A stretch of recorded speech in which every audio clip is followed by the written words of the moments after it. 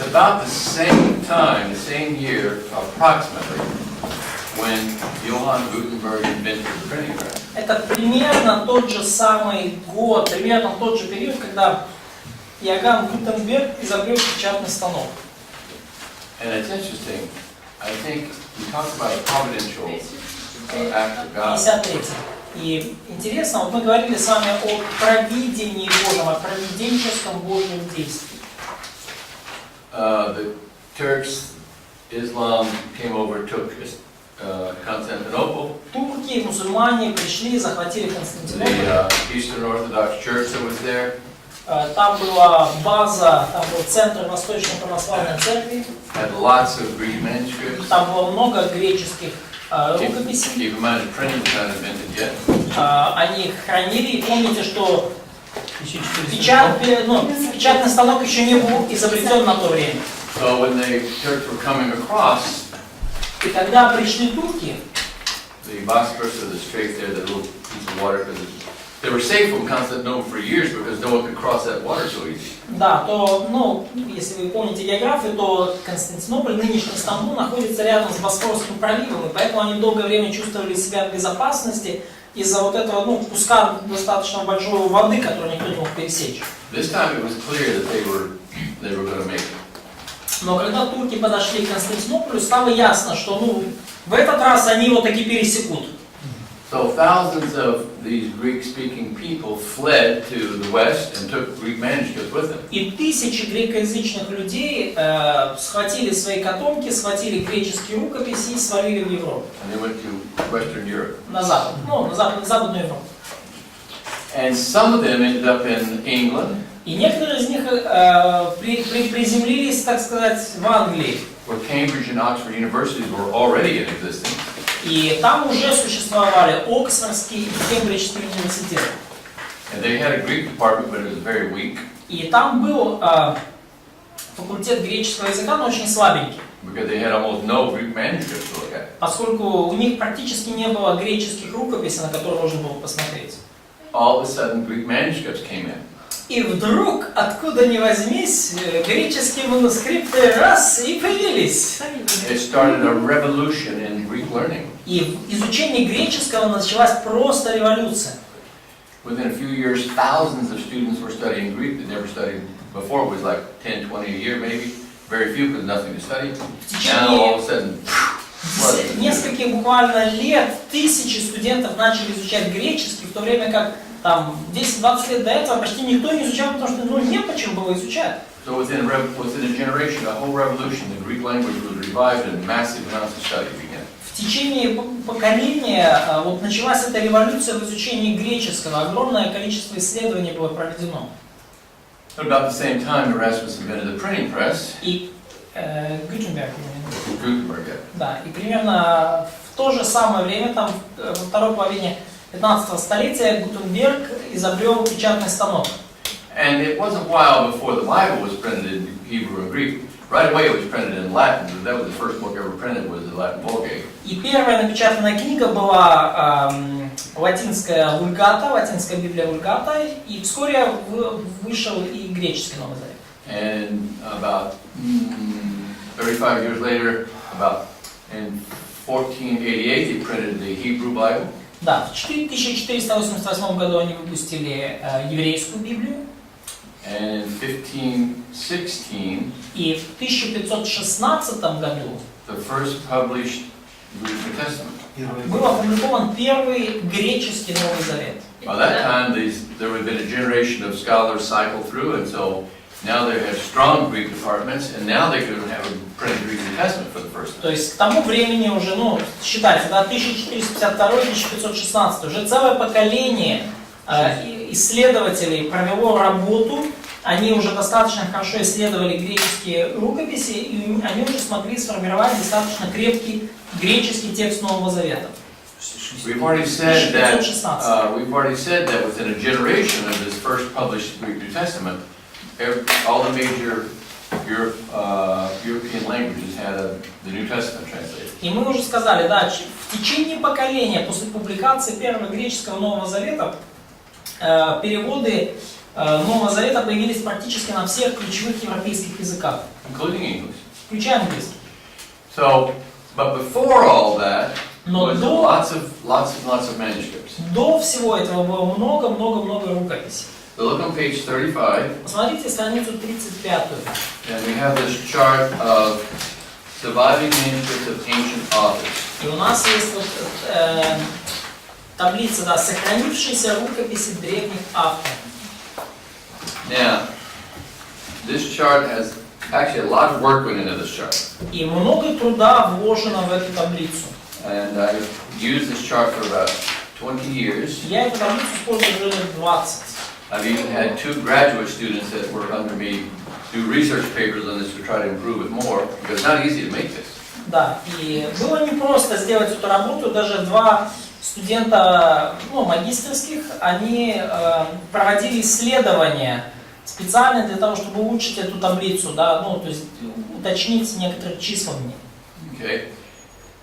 And today, with modern computers, I think we could improve this even better. И я думаю, что сегодня с нашими современными компьютерами мы бы еще даже лучше, наверное, могли ее сделать более точно. So if anybody here is knowledgeable about this sort of thing and knows how to do computer research and also can read a little bit of Greek and wants to improve this page as a extra credit research project for this class, then you could see me after class. И если вы, кто-то из вас хорошо разбирается в современных технологиях и знает немножко там греческий, там какие-то древние языки или английский, и хочет провести дополнительное исследование для того, чтобы улучшить эту таблицу и получить дополнительную оценку, то скажите мне после занятий.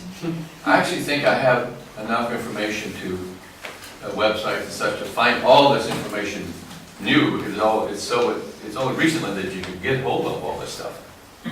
But what I need is someone that's interested in helping do this. Да, но я интересуюсь какими-то добровольцами, потому что, насколько я понимаю, сейчас уже в наше время много из этой информации доступно, и она в зоне доступа, то есть это исследование можно провести. That's why at the bottom we say it's not easy to do this. И почему вот внизу я говорю, что это непростое было, непростое было исследование. Anybody interested? Кому-то интересно поучаствовать в этом исследовании? В наполнении и уточнении данных этой таблицы? Not committed, just interested. Я не говорю, что вам надо посвящать себя и бросаться на амбразуру, просто кому интересно. Nadia's foot's in the door. Надина нога в дверях. Что это? Сквозняк. Святой Дух. Holy Spirit. Oh. So anyway, since no one's interested, I can make the test harder, and your grades will go lower, then someone will probably need this. Если никому не интересно, я просто усложню экзамен, и ваши оценки пойдут вниз, и кому-то из вас или всем понадобится это исследование для того, чтобы свою оценку улучшить. What should I do? I don't know when I have time for it, but I try. Do you have 2 years of Greek? No. У тебя есть 2 года греческого? Нет. No, I don't. Ни у кого из нас нет 2 года. None of them has 2 years of Greek. Okay, well maybe you can handle it.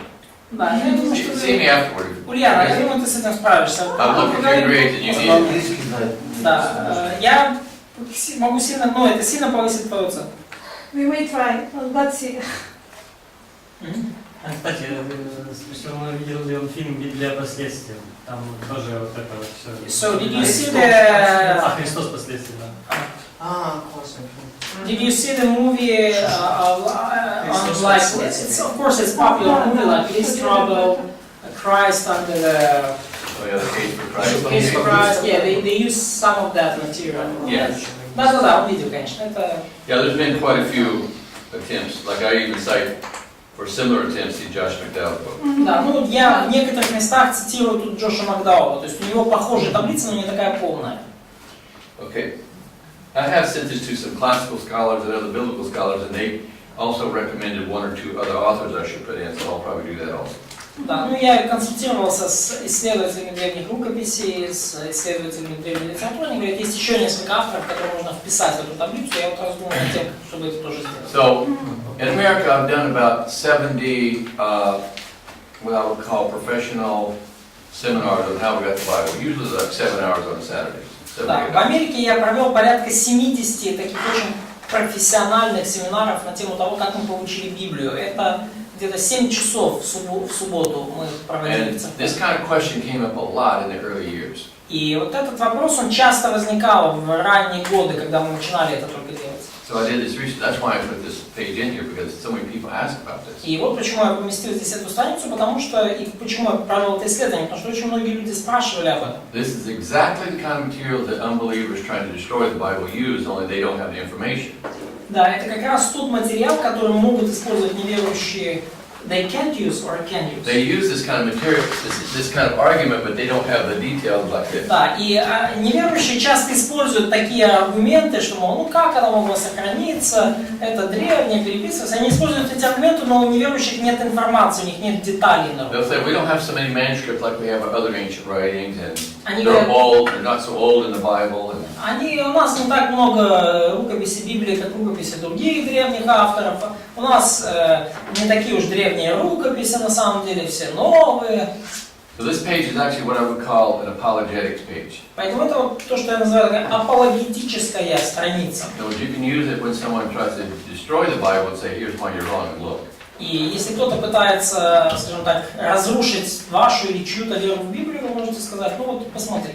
So for this page, let's forget about Holy Spirit inspiration and providence and just look at human logic and rational thinking. И говоря об этой странице, давайте сейчас забудем на секунду про Духа Святого, про видение, богодухновенность и прочее, прочее, просто подумаем с точки зрения вот светского, логического, рационального мышления. Я хотел запитать стовпчик, период времени. So the second line from the end, the period of time, like between writing and all this copy, yes? Yeah, we'll talk about that in just a minute. Да, и сейчас через минуту скажем. Okay, so let's look at this. Ну, лучше даже сказать не перед These are all the временем, а main- разрыв. These are all the main Greek and Latin ancient writers. Итак, в таблице приведены ключевые латинские и греческие авторы. Those we say literary manuscripts, where they write a lot, not just like some astronomy book or something. Да, ну и опять же мы говорим о литераторах, авторах, потому что, ну, они писали много, в отличие там от астрономов и Окей. каких-то других. So the first column is the name of the author. Итак, первая колонка – это имя автора. We know all the names except for the fifth from the bottom says 9 or 10 men. Да, мы знаем всех имена, кроме, ну, то есть и тут за исключением вот пятое с конца – это 9 или 10 человек. Okay. Now today I realize we're not allowed to use the word men, we have to say 9 or 10 people. Да, я знаю, что в наше время, ну, в английском я не могу использовать слово man, то есть мужчин, потому что нам надо же из толерантности использовать время людей, да. Okay. The second second column is the kind of writing it was. Вторая колонка – это жанр работы, ну, жанр написанного. Жанр написанного. Okay, like Homer's mythology, Ну, Гомер, Sophocles' мифология, tragedy, Софоклес, Herodotus' трагедия, history. Геродот, история и так далее. I've actually translated some, a little bit of Herodotus and also Thucydides. Я, кстати, немножко даже переводил чуть-чуть из Геродота и немножко из Thucydides. From classic Greek. Yes, actually, the Thucydides, he's written in, it was the beginning area of Koine Greek. It was in the transition era. Ну, и, например, я спросил, он переводил с классического греческого, он говорит, ну, Фукидид, например, писал уже вот в тот переходный период, когда Койне захватывал It was classical Greek, but позиции. especially what everything we have as copies is later than this. And so Да, a lot of и- times they copied in the language they're familiar with. И это был, вообще говоря, классический греческий, но большая часть копий, которые мы имеем, они испытали влияние Койне, поэтому, ну, Yeah, and even Byzantine too. и даже It's византийский not like греческий. classical там. Greek, classical and Byzantine and Koine, not a whole lot of difference, but there are some differences. То есть нет особых там отличий между классическим и византийским и Койне. For Но есть example, отличия. Например, one example, look, if you have the word просто один пример. Например, если у вас слово tasso. Okay? вот у вас So- слово тассо. Tasso means, well, especially if you have the word hupo in front of it. Ну, особенно если Hupatasso. у What's it mean? вас приставка хупо. Что это значит? Хупо. Через или посредством чего-то. By means, Okay, basically means submit. да, ну, submit, yes? Under and align yourself under, so Да, то есть submit. подчиняться, подчиняться, да? Okay? But in classical Greek, it would be Под или tato, посредством. hupatato. Но в классическом греческом это будет хупотато. I mean, if you know that rule, then everything's still easy to read. It's just that they wrote things differently. Если вы знаете это правило, то все вам просто читается, вы просто замечаете вот эти две, то есть не хупатаса, а хупатато. И все. Okay. And then the third line. Итак, третья строчка в таблице. Approximate date that was written. Приблизительная дата написания того или иного труда. And usually the dates we give here are the best known or the best approximate dates of the life of the writer. Да, и, как правило, даты, которые у нас в этом колонке, это наилучшие, наиболее подтвержденные, известные нам даты творческой жизни автора, то есть когда реально человек писал. Okay, so we usually we consider it toward the end of his life, obviously. Обычно мы все-таки склонны считать, что человек больше писал к концу жизни. And then the fourth column is the date of the earliest known copy today. И следующая колонка это самая ранняя известная на сегодняшний день копия этого автора. So there's no Дата самая ранняя original many известная. days, no. То есть нету оригинальных текстов ни для одного из этих трудов. Not even close. И близко нет. Okay, so the earliest copy, for example, of Homer is 400 BC. Например, самая ранняя известная копия Гомера это 400 год до Рождества Христова. But the oldest copy of all the other dates, by the way, after Homer, all the other dates are AD. AD, да. И все остальные даты после Гомера это уже наша эра. То есть это после Рождества Христова. So Только Гомер до the Рождества. oldest copy in the world known of Sophocles Поэтому самая is древняя about 1000 AD. известная нам копия Софокла это 1000 год нашей эры, после Рождества Христова. Okay, and then the fifth column, И пятая колонка that's how many years span between when he died, that is when it was written, and when the first copy. И пятая колонка это вот промежуток временной разрыв между временем смерти автора и временем самой ранее известной нам копии. Понятна мысль? In other words, if you take column 3 minus column 4. То есть, по сути, это четвертая колонка, четвертая колонка минус третья колонка. То есть простая математика. Понятна мысль? То есть, если взять там 400 до Рождества Христова и 900 до Рождества Христова, то разрыв 500. So the years between when he wrote and the oldest copy we have. То есть это временной промежуток между временем написания самым поздним и самой ранее известной нам копией. Now, obviously, you want to be close. The closer to the copy, the original, the better. Очевидно, что вы хотели бы иметь как можно меньший разрыв, то есть чем ближе копия ко времени, собственно, написания, тем лучше, так? I mean, it's obviously очевидно, это из разряда «спасибо, Кэп», да. Because when they would write, it wasn't that long to every generation, maybe every 3-4 years, when it wore out, they'd have to make a new copy, so they'd make a copy of it.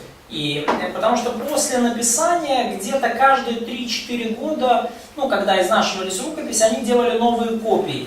And every time they copied, they made mistakes. И каждый раз, когда они переписывали, конечно же, они делали ошибки. And the guy who copied the next one made his own mistakes, plus added those mistakes. И человек, который переписывал, переписчик, он, во-первых, он перетаскивал все предыдущие ошибки, а во-вторых, он делал собственные. So the problem is, if you have hundreds and hundreds and hundreds of years between И проблема, что writing and the old copy, you don't know what happened in between. Если у вас есть там сотни, как в этом случае тысячи с чем-то лет между написанием произведения и самой известной копией, то вы подумайте, что происходило в этом промежутке, как насваивались ошибки одна на другую. So low number is good, big number is bad. Поэтому чем больше эти числа, тем хуже. Чем меньше это число, тем лучше. The last column is the number of copies extant, known to exist. Последняя колонка это количество ныне существующих копий. Not existing, but known to exist.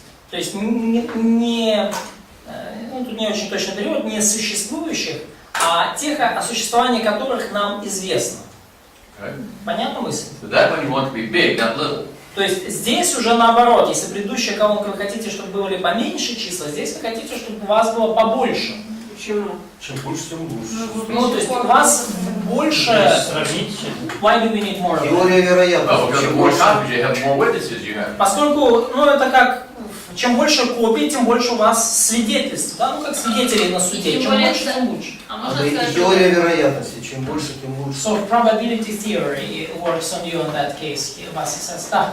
а можно сказать, что это свидетельство, что это более ценная работа, если ее так много переписали? So could we say that the more valuable some piece of literature or writing is, the more copied it would be. Could we say? Yes, that's Да. general. That has been proven to be a general rule throughout the manuscript era. Но это в целом, да, общее такое правило эпохи манускриптов, эпохи Now, рукописи. there are other things that happen in history that also affected the number of copies that exist. Ну, есть, правда, другие факторы исторические, которые повлияли на количество сохранившихся копий. For example, in the New Testament manuscripts, there were several, but there were two major attempts to destroy them all. Например, с новозаветными рукописями было много попыток их уничтожить, но было две ключевые попытки уничтожить эти рукописи. And we know that thousands were destroyed. И мы знаем, что тысячи копий были уничтожены. Да, Разве не знаете, что чем больше копий, тем больше ошибок допускается, соответственно, тем больше ошибок к нам приходит? So, could we say that the more copies we have, the more mistakes we receive? The more copies you have, the more mistakes will be able to be calculated in the number of copies, in the copies. Да, You know, when one copy differs from another, which, да, that's got made чем mistake. больше рукописей у нас есть, тем больше ошибок и расхождений мы можем насчитать между ними. Это факт. Yeah. If you look, let's say, just pick the fifth one, Thucydides. Например, посмотрите вот пятую строчку сверху, Фукидид. Okay, he wrote the history, Он написал историю. Да, историю. and there's only 8 copies known. И у нас только 8 копий. So we could probably say, in Thucydides, all these manuscripts of Thucydides, there's only 12,000 mistakes. Because that's just a copy mistake. That's actually a low number. Because there's only 8 manuscripts. That's why there's only 12,000 mistakes. Да, и, например, во всех произведениях Фукидида мы можем сказать, там примерно 12 тысяч ошибок переписчика. Это небольшое число. Вот. И всего 12 тысяч ошибок в 8 рукописях. Это мало. У Фукидида пятая строчка. Every time a scribe made a mistake, then that's one mistake. То есть, когда переписчик делает ошибку, Anything, even one letter change, it's a mistake. да, считается, даже если букву где-то изменил, это считается уже And ошибкой. we're talking hundreds of pages. И мы говорим о трудах, которые содержат сотни страниц. Okay? Like when I wrote those pages, we found 3 mistakes on those. Фукидид? Remember those few Да, numbers? Да, я когда составляю таблицу, я нашел там 3 ошибки. Actually, I was being very careful to get everything right because I had all these documents in front of me and I said, okay, this is this. Because before, every time in this class, it was impossible to explain that, impossible. Because they just couldn't understand and copy all that stuff down. So I put it in writing and I got it exactly perfect. It turned out 3 mistakes. 3 mistakes in that spreadsheet. No, in those numbers. Yeah, да. Например, да, вот даже с этой, On page 33. с вашими заметками по курсу, страница 33, я так старался, чтобы все было четенько, чтобы все вам правильно перевели, чтобы все правильно вам донесли. И тем не менее, на 33 странице, на одной странице 3 ошибки. Yeah, if I had some scribe to help me, like Baruch, Если у меня был какой-то переписчик, который бы мне помогал, мой Барух, or Tertius, Тертис, или Терти мой личный, or Alyssa. или Олеся, Олеся может быть, было бы легче. If I had those people to help me, I may have had 4 mistakes. Может быть, у меня было наоборот 4. So when you think about more manuscripts, you're going to have more mistakes, И, more конечно, copying mistakes. чем больше у вас будет рукописи, тем больше у вас будет ошибок при переписи. Now, when we say mistakes, we're not talking about mistakes in the Bible. We're talking about mistakes that copiers made from the copy that they copied. Когда мы говорим об ошибках, мы не говорим об ошибках в Библии, мы говорим об ошибках переписчиков, которые они допускали, копируя рукописи. So let's look at Thucydides. Ну давайте посмотрим на Фусидис. Ага, Фукидид. He wrote a history book, as I recall, with the Spartans and the Athenians. Он писал исторические книги, насколько помню, By про the way, he also was a liar. спартанцев, про афинян. Ну, кстати, тут был лжец. Couldn't believe we had to translate the first page of his work. He said, I was just a young boy and I was super intelligent and all the scholars came to me.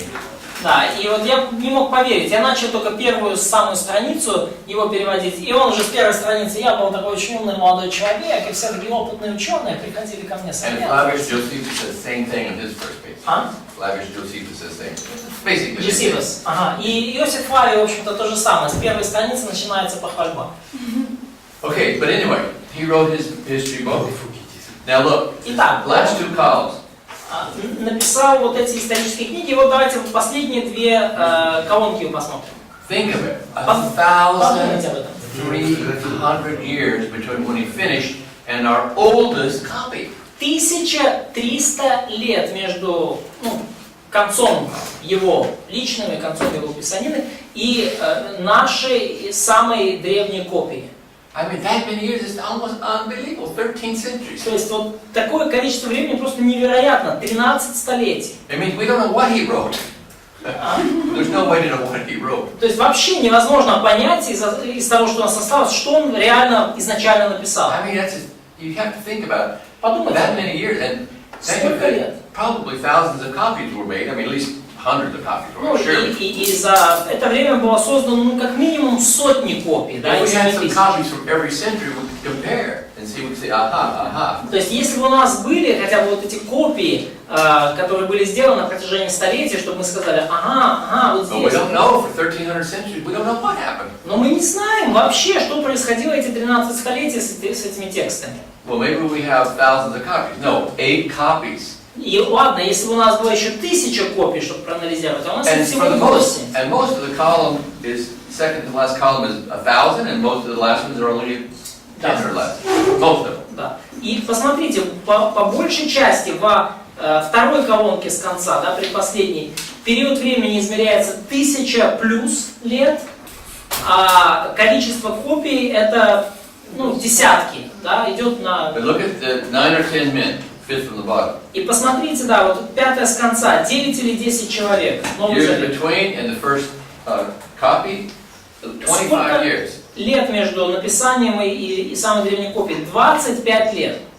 Obviously, we don't know the exact date of any of these manuscripts, but it's about that. About that. Мы не знаем, конечно, точно, когда была написана та или иная рукопись, или когда она... Но это примерное число, такой порядок цифр. Okay, so that, if you compare that with everything else on the column, Сравните это число со всем остальным, что вы видите в этой колонке. you can see, if we're just in a court of law, if we use logic, if we use evidence, by far, just in that column, the New Testament is by far the most accurate and careful book ever made on the Если бы planet. вы были совершенно объективны, вот вы в зале суда, вы даете свидетельство, да, вот просто на основании фактов, то даже на основании этих фактов Новый Завет это самая достоверная древняя книга. Then you look at the last column, the number of copies in existence. И посмотрите No дальше, количество известных существующих ныне копий. By the way, even in your lifetime, there have been a number of New Testament manuscripts found. И даже во время вашей жизни было обнаружено определенное количество новых, неизвестных ранее рукописей Нового Завета. Okay? And also I might add that now they're using very high technology to read some manuscripts that were not possible for human beings to read before. И я бы даже добавил, что в наше время технологии позволяют читать такие рукописи, которые раньше мы просто не могли прочитать в силу разных факторов. And a friend of mine, Dan Wallace from Dallas Seminary, is responsible for finding a large number of these, several new manuscripts. Да, и мой друг из Далласской семинарии, Дэн Уоллес, он как раз-таки, честь ему и хвала за то, что он обнаружил несколько вот этих новых рукописей. They have a multispectral imaging device. These things cost about $250,000 a piece. There's a machine that can read an ancient manuscript where humans cannot read it because it's blurred or worn out or burned or something. It can read through and read the different layers and the computer can give you a good image of it. Да, то есть получается, вот Дэн Уоллес, он как раз занимается программой спектрального анализа древних рукописей. То есть рукописи, которые там они или совсем выцвели, или горели, или там что-то с ними случилось, намокли. И текст, ты не видишь глазами, но спектральный анализ позволяет получить четкую картинку того, что там было написано. А вот одна... И там один прибор, это $1 миллион может стоить. They're one of the few people on earth that have a portable one. Portable? You can take it with you. It's Да. not easy, but you can take it. Да, и вот этот Дэн Уоллес, он один из там немногих людей на Земле, у которого есть переносимый такой прибор спектрального анализа. То есть он не то, что он легенький, но его можно брать с собой. They train a team, they go all over the world. И они обучили команду, они проехали по всему миру. Of course, they get approved from the government and the libraries and every То place есть where they go. они получили разрешение из всех правительств, из всех библиотек, куда они They приезжали. go in and they take their ancient manuscripts of the New Testament. Они поехали туда, взяли древние рукописи Нового Завета. Sure. Сейчас закроем. And they take their manuscripts and they take photographs of them, То есть они взяли эти рукописи, сделали их фотографии, digitize them with extremely high quality equipment. оцифровали их с очень высококачественным оборудованием, то есть, там оцифровали до деталей. And they're stored on super high technology equipment, and it takes a huge amount of memory for this thing. These imaging devices are very, very high megapixel. Да, и там фотографии там супер мегапиксельные, там требуется огромное количество памяти, чтобы это хранить. As soon as they take one, it's stored in 3 places on the planet. То есть они, At least 3. backups, yes? То есть и они хранят сейчас вот эти вот снимки в 3 местах планеты. And the reason these monasteries and libraries all over the world let them come, И причина, по которой вот эти монастыри, эти библиотеки позволили им приехать, they say we will digitize all of your manuscripts of the New Testament and even some other manuscripts. Потому что они сказали, мы оцифруем все ваши рукописи Нового Завета, там были другие рукописи. And you will have a copy for your use of your entire, all these manuscripts digitized will be your copy. И все вот эти оцифрованные копии вы сможете свободно ими пользоваться. And we have our copy which we're allowed to use at our choice, and it'll be on our website for people to access. А мы со своей стороны, у нас тоже останется копия цифровая, и мы будем выкладывать там ее на наш сайт и пользоваться для нашего программ. And so all these places say, why should we pay $50,000 to get our things digitized? They'll do it free. Да, и все эти библиотекари и хранители этих рукописей сказали, так а что нам платить $50 за оцифровку, если эти ребята могут приехать и бесплатно это сделать?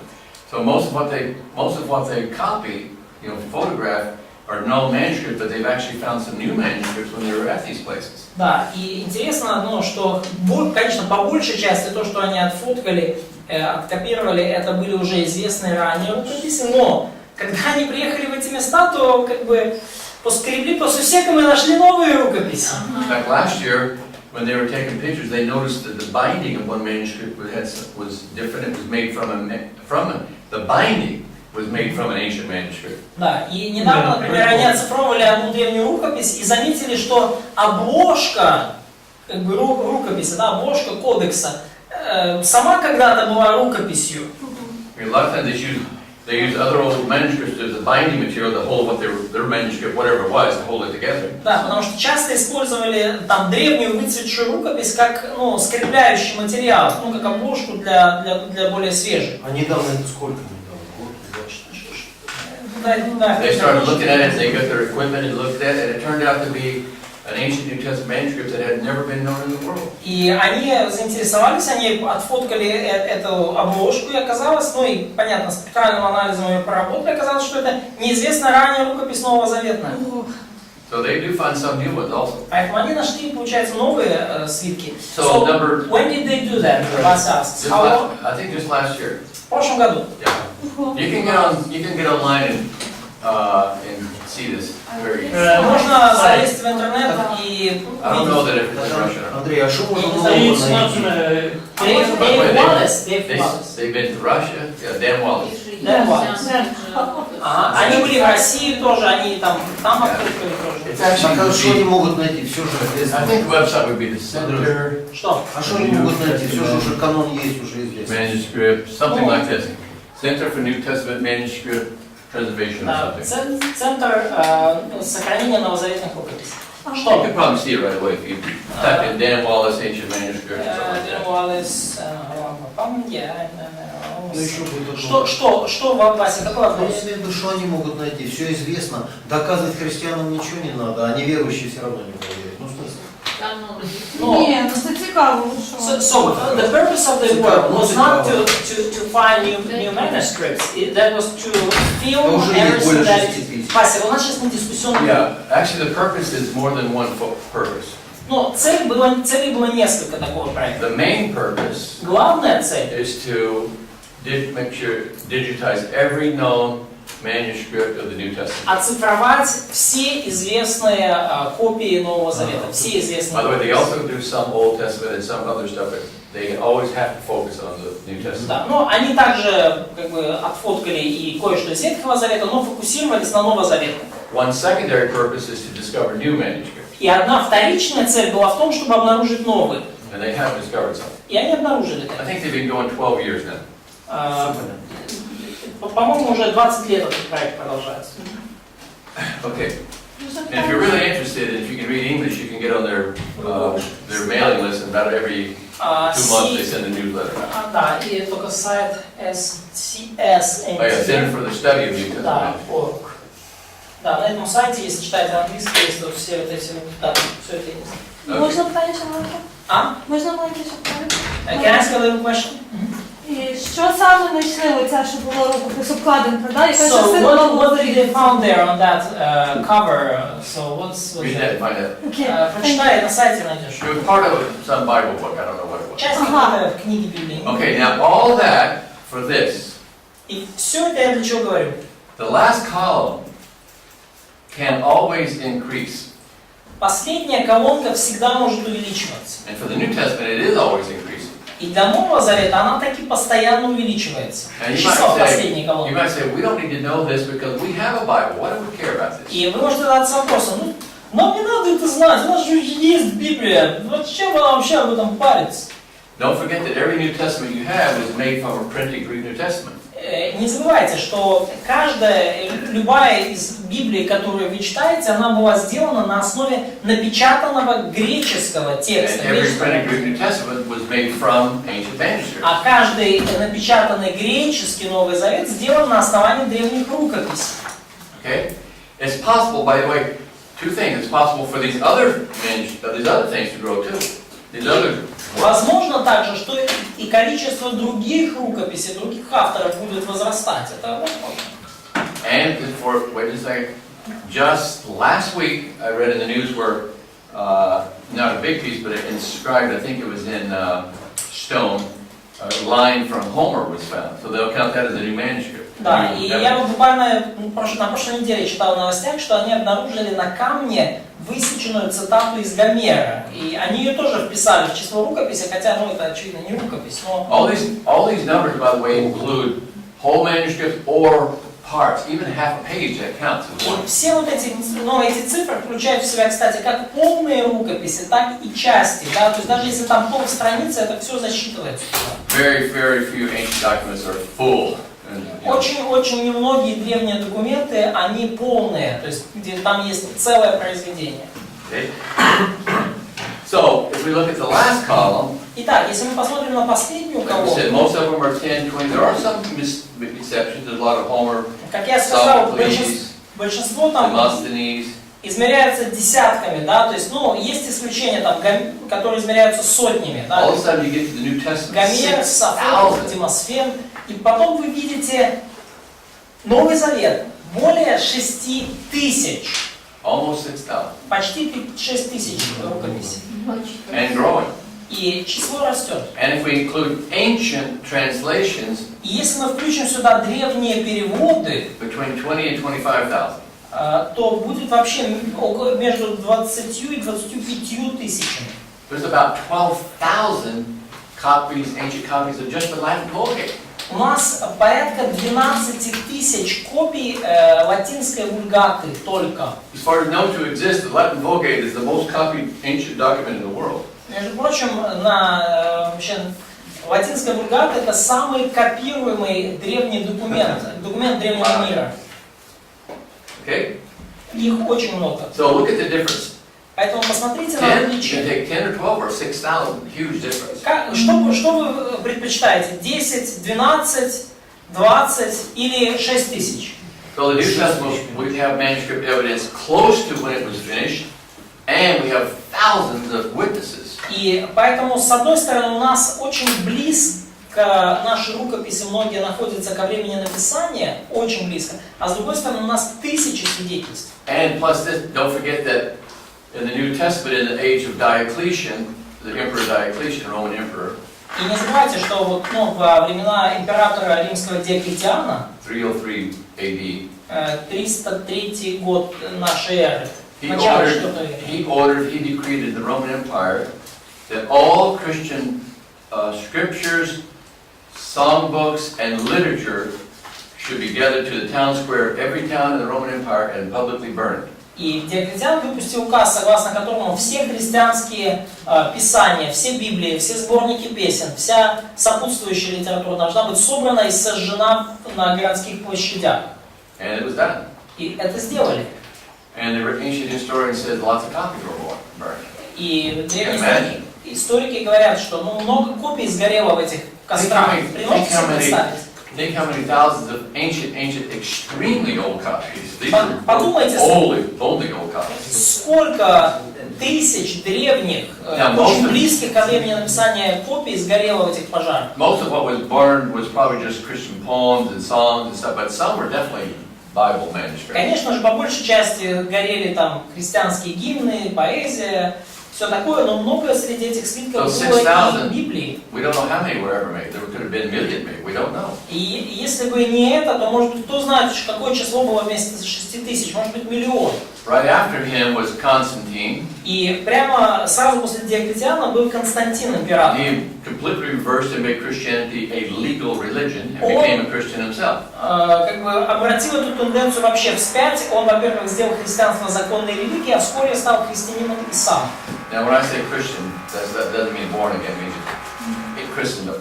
Да, но опять же, когда я говорю, что он стал христианином, я не имею в виду, что он стал рожденным свыше человеком, но публично признал свою принадлежность к христианству. But when that happened, everybody in the Roman Empire says, the emperor's a Christian, I'm a Christian. Да, но когда это случилось, то уже все в Римской империи сказали так, император христианин, а я тоже христианин. I was living in that, I said, I am.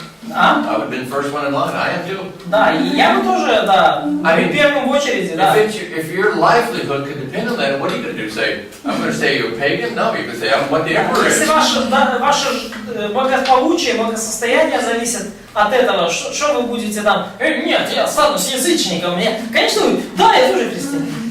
Just like in the Soviet Union time. Как в Советском Союзе. I don't know about everywhere, but I know for 100% sure that in many places in the Soviet Union, it was to be a member of the Communist Party was voluntary. You didn't have to join. Да, я не знаю, как было ли это везде, но я знаю, что во многих частях Советского Союза присоединение к Компартии было добровольным.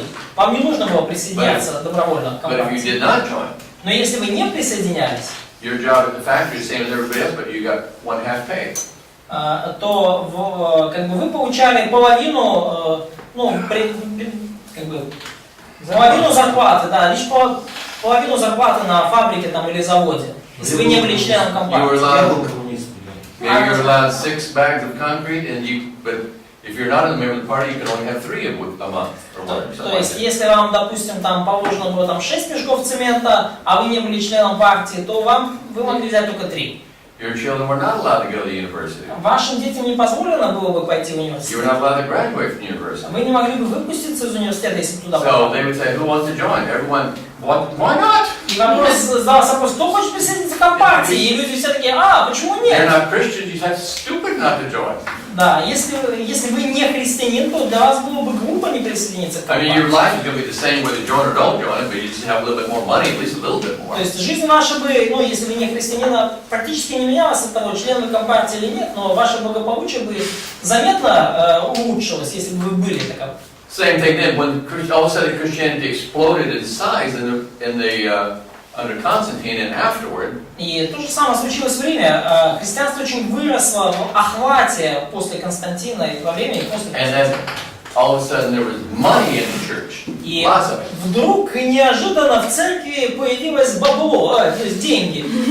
Constantine even ordered 100 Bibles made for the church and Christians in Constantinople. 50, I Константин, think 50. I have to look and see if it's 50 or 100. Okay. Константин проспонсировал копирование 50 Библий для церквей, для, там, может быть, союза церквей в Римской империи.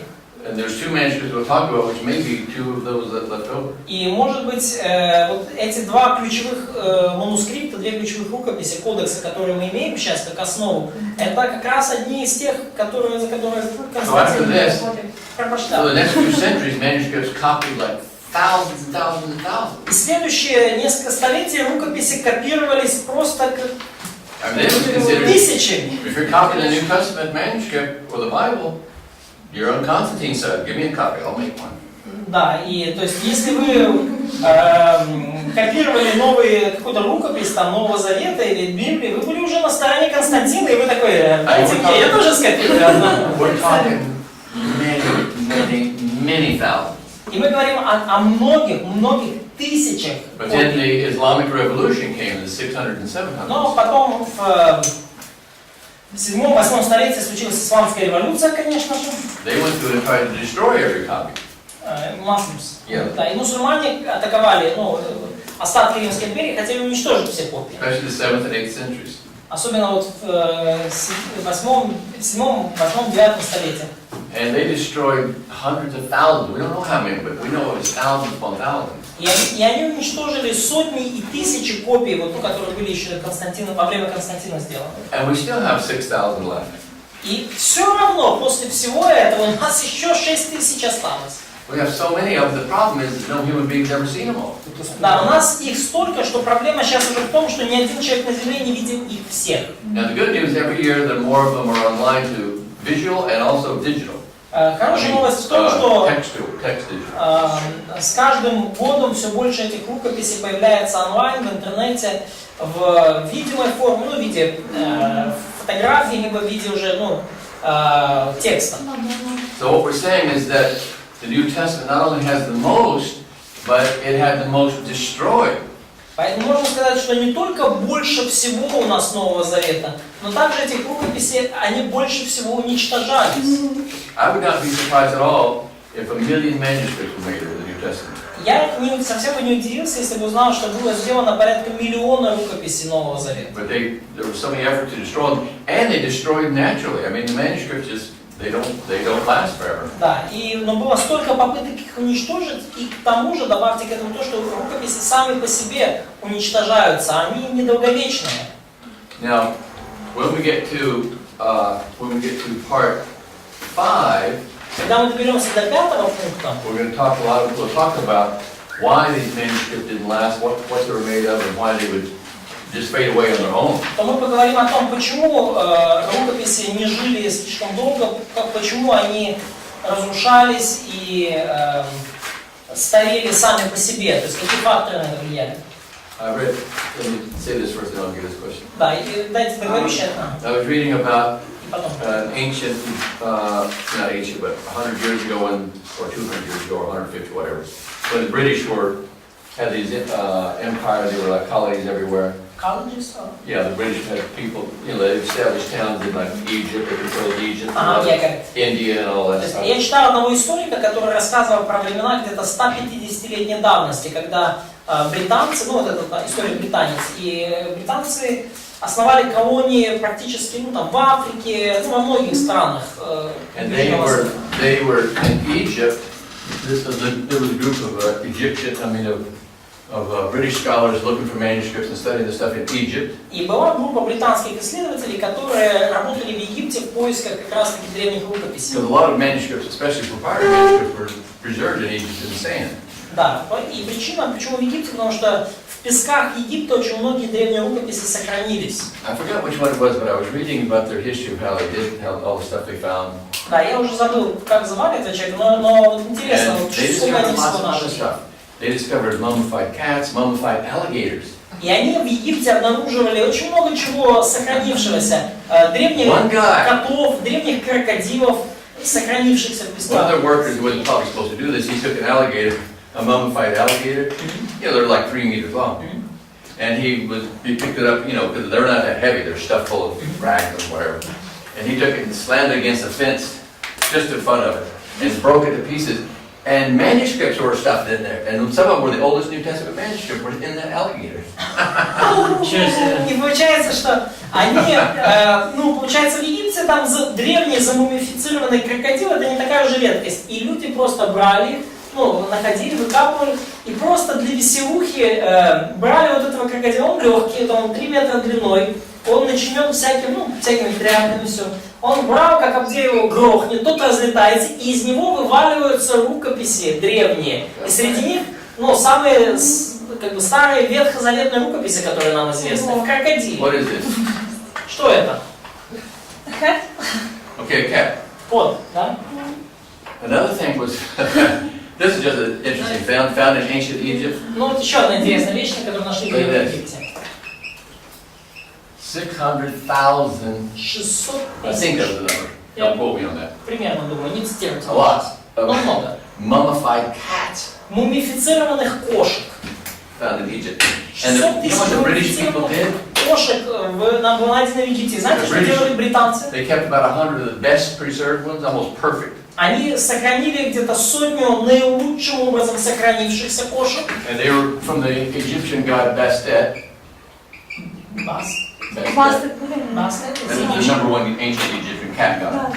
Да, это вот самый главный бог кошек в Древнем Египте, да? They kept those, gave them to museums around the world, of course, kept the best ones for themselves. Да, и они создали музей, где собрали 100 самых лучших мумий кошек египетских. And they took all the rest of them and dumped them in a giant cargo ship and took them to England and tore them to pieces and spread them over the fields for fertilizer. Да, а все остальные там, хуже сохранившиеся копии, свалили на корабль, который шел в Англию, и там просто рассеяли по полям как удобрение эти мумии. Они нашли там Библии, нет? Didn't they found Bibles there? Нет. I'm not. If they did, they're still buried in England. Да, но если бы нет, они бы Усилило слово. Okay, Volvo with them. Я хотів спитати, старозавітні копії, їх багато збереглось, чи вони взагалі збереглись? So what about І Септуагінта теж. Old Testament preservation and Septuagint preservation? Do we have a lot of those preserved? Yes, we talked already that, we already said there was 3,000 ancient Hebrew manuscripts. Мы уже сказали, что порядка 3000 древнееврейских рукописей у нас. And we'll talk a little bit more about that when we talk about the Dead Sea Scrolls. We just have a few minutes on that. Мы немножко больше об этом поговорим, когда дойдем до свитков Мертвого моря. У нас буквально несколько минут будет на это. А вот Лариса. как в песке, я думала, что только при холодной температуре сохраняется, в песке. So how could things could be preserved in a sand? I was thinking that such stuff could be preserved only in a very cold temperature. No, because, Нет, тут послушайте. okay, real quickly, then we have to close up Очень here. быстро, и нужно будет тут завершать. If you have a plant, if you go out here and take a green leaf, То есть если у вас растение, если вы сейчас пойдете, сорвете зеленый листик, it's only green for, it had 3 things had to make it green. там нужно три вещи, чтобы он оставался зеленым. It has to have air, it has to have light, it has to have water. Должен быть воздух, должна быть вода и свет. Воздух, вода и свет, и тогда листочек останется зеленым. Дерево не может расти без воздуха, воды и света. Ни одно растение не будет без этих факторов расти.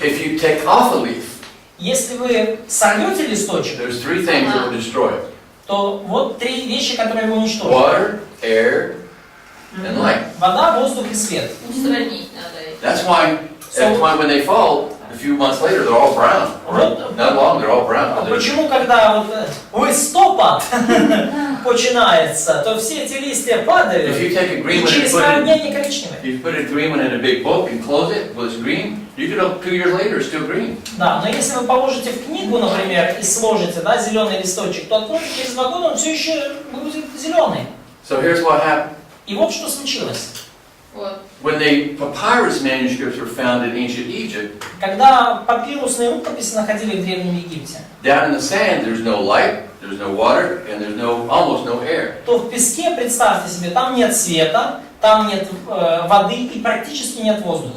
Now, some people think that almost all of the papyrus manuscripts were found in Egypt because of that reason. И по этой причине многие люди даже думают, что все папирусы были найдены в Египте. But we really don't know where all of them came from.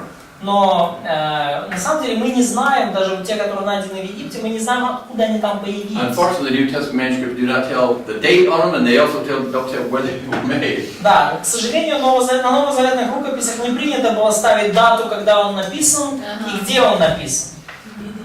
Okay, let's see. The class is over, but let me see if there's a test on Wednesday.